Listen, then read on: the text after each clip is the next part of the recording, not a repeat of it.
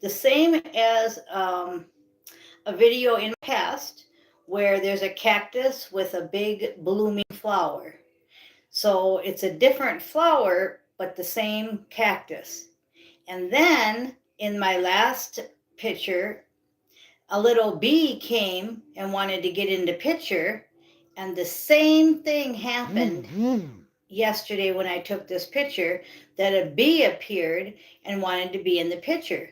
So it looks like it's the exact same picture from a previous video, and it's not. Okay, but the cactus is the same. Now that's very important, because what I want to talk to you about, what they came through to me to tell you, is we are them.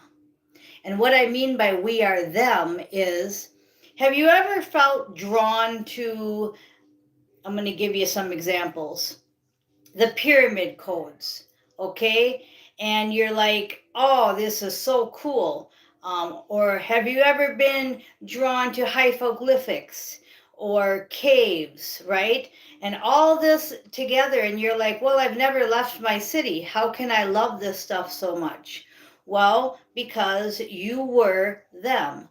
The people that you're drawn to, Joan of Arc, Mary Magdalene, I've hit on this stuff before, King Solomon, all these people that you're drawn to, and all these writings, the Bible, the pyramid codes, all these things that you're drawn to, it's because you're fragments of them from your reincarnated lives. And I want you guys to check into that. Maybe some of you can even get your regressions and find out who you were in your past lives. But it's some cool stuff. So what does that have to do with the flower? Well, it's the same cactus, but yet every time it blooms the same flower, and it attracts the same bee. But yet the only thing that's same is the cactus itself. Okay? So your soul is the only thing that's the same. The body is different, the writings are different, right? Oh, it's just such cool stuff. So they brought that to me last night for my video today. So I wanted to share that with you. And it's absolutely cool how that flower and that bee can match the same video I did in the past. That bee came right up and said, I got to be in the picture twice. Okay, so we're going to go in the other room. I do have the cards. St. Michael's very talkative. A bunch of cards fell out for St. Michael. So let's. That song was Hey, hey, good looking, what you got cooking? How about cooking something up for me? Okay, I know I don't sing very well. Okay, decide to be happy now because God is in charge. That's our main message from St. Michael.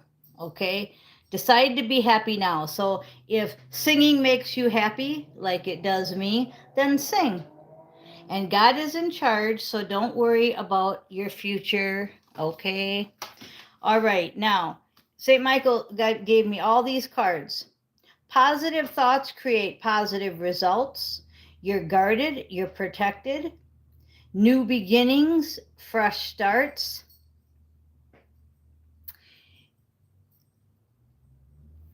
That one is your children are being watched over. And pay attention to your dreams, okay? And when we did get the dream card from the Nordic deck. So, very important. Why is all this important? Transformation. You're going to your new beginning, okay? And they want you to have motivation doing it, okay? Now,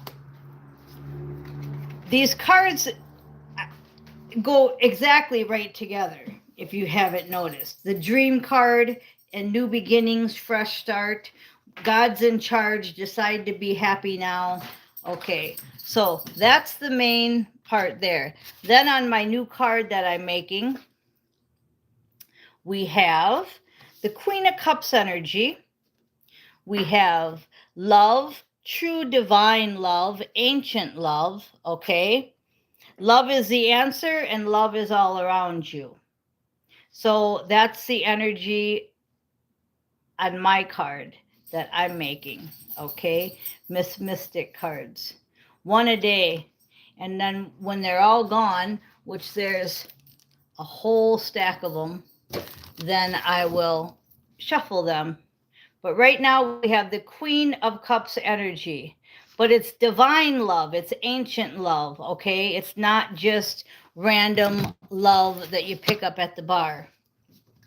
And most of us are celibate and don't go to a bar. So that was probably the wrong analogy, but I think you catch my drift. Okay, then we had the Queen of Pentacles, which is the Queen of Grains. This is the biblical tarot deck. Lots of people love this deck because they love the Bible. And I know I do. Even though it might have been tampered with, even though some books are missing, we know all that. We still can enjoy it as it is. And we are them. So we are, if some of you are really attracted to the Bible, probably because you wrote some of it, okay? Or your partner wrote some of it. You got to trust this stuff. It sounds far-fetched just because we were dumbed down in the Matrix. For you guys ascending and watching this channel, you know that doesn't sound far-fetched. And you know that I know, and you know that the spirit guides are talking to you big time on that subject. Okay, but it's all going to be revealed soon anyway. But in the meantime, while we're just trying to hang out here, that's a great thing to look up, is stories on who you were and the people that you were, and read about them.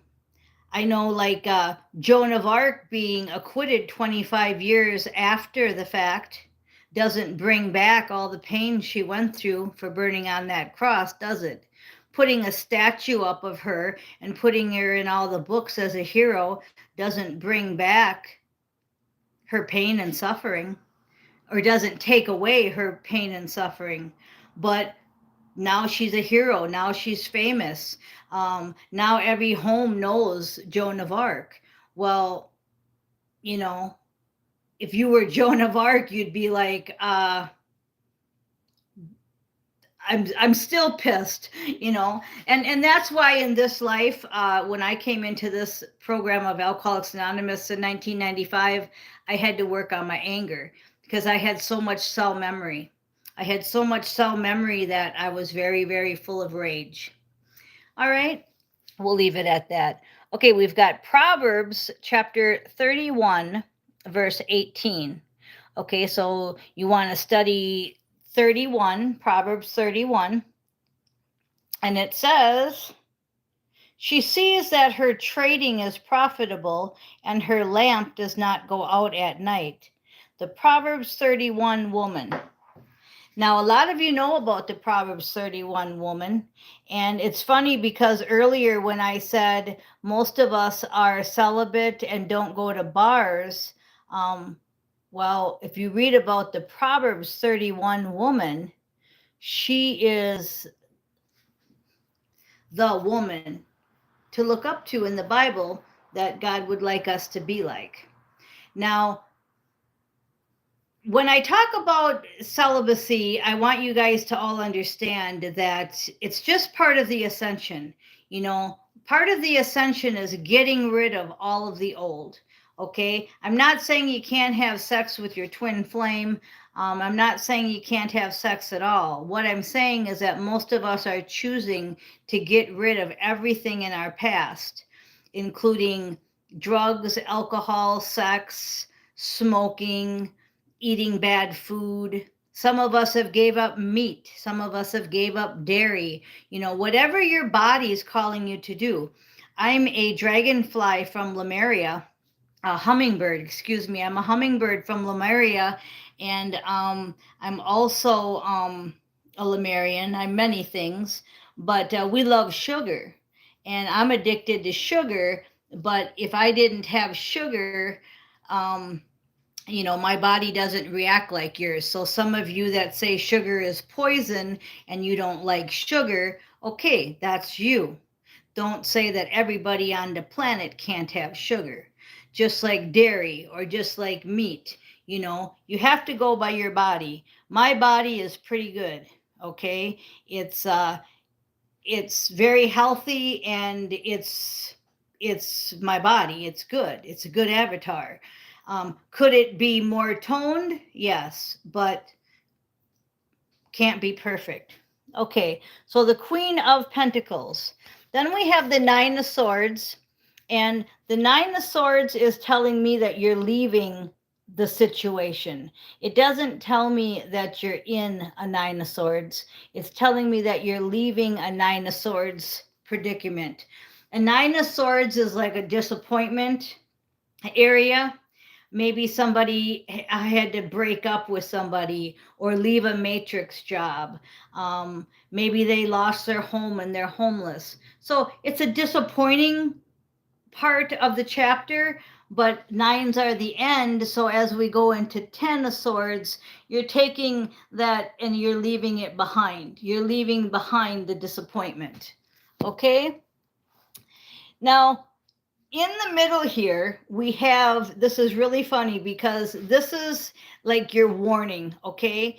We have the Knight of Cups, and then we have the Knight of Cups in reverse. So from this deck, we have the Knight of Cups, which is action towards love. Let's put it that way, right? Remember, we had the Queen,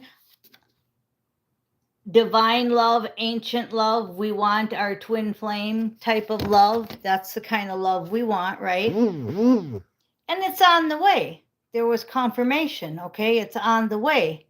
But then it's in reverse. So what it was telling me is it was telling me to pay attention to the next part of the reading, because you can either keep on rolling, have your car filled up with gas and keep rolling, or start rolling with an empty tank and run out of gas 30 miles down the road. Okay? That's the kind of energy I'm getting from the King of Cups. Then I have, you have to redirect your thoughts to positive thinking. So saying, oh, I'm going to run out of gas. My car's going to break down. Oh, I can't afford it. Oh, should I do this? All these negative nonsense thoughts, they want you to redirect your thinking to positive. So that's not a bad warning to fill up your car and keep positive. That's really not too bad of a warning, is it? Okay, and what it's going to lead to is it's going to lead to the Death card, which is transformation.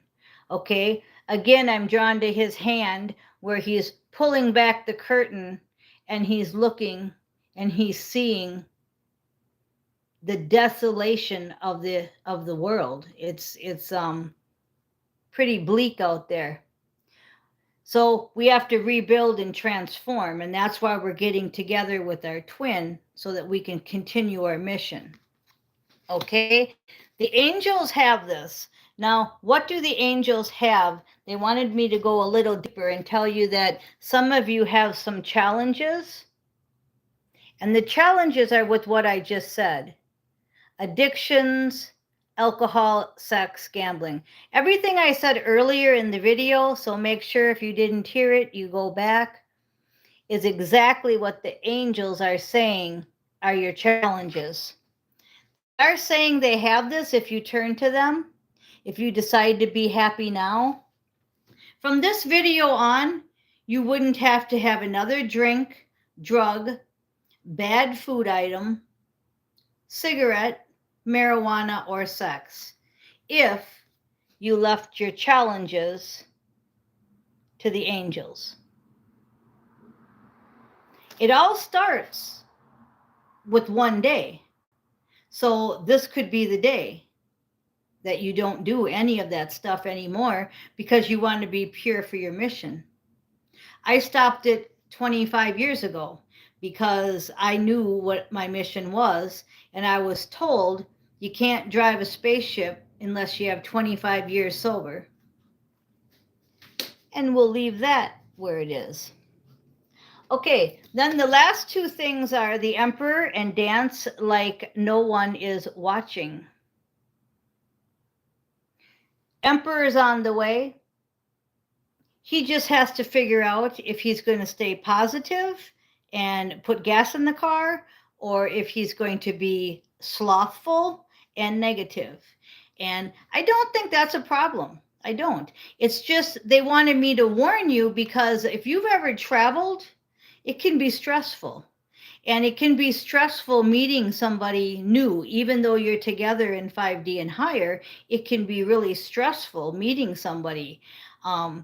It can be stressful just going out of your element. Maybe you've packed everything up and you're never going back to your house again, and you have pets in the car. You know, I mean, all this stuff can be stressful. So it can take your mindset from a positive to a negative. And they want you to make sure that you keep positive. Dance like nobody's watching. And that goes for the other side, the person that's waiting for the person to arrive. You have to stay positive too, because you don't need to get all bummed out because it's not happening fast enough. It's divine timing. Everything about our assignment is divine timing. Okay, so I'm going to go ahead and end it there. I thought them two King of Knight, not King, Knight of Cups was pretty good. One positive, one in reverse, because we have a choice. We can either look at the glass half full or half empty. So I am Miss Mystic, and it's 17:11 on the clock. Thank you for listening.